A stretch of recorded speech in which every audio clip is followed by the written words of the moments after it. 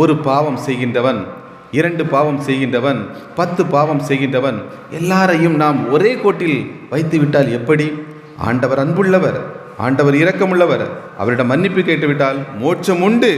அது உண்மைதான் என் அன்பு பிள்ளைகளே. ஆனால் இறைவன் நீதியுள்ளவர்.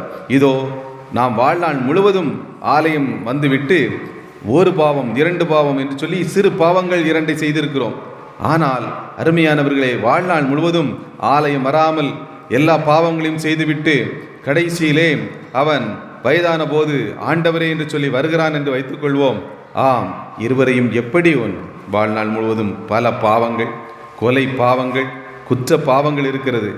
இந்த ஒரு மனிதனையும் வாழ்நாள் முழுவதும் புனிதமான வாழ்ந்துவிட்டு ஒரு 10 பொய்கள், சிறு சிறு தவறுகள் செய்துவிட்ட இந்த 2 ஆத்மத்தையும் எப்படி ஒரே தராசில் வைப்பது? வைக்க முடியாது. அப்படின்னா நம்மளும்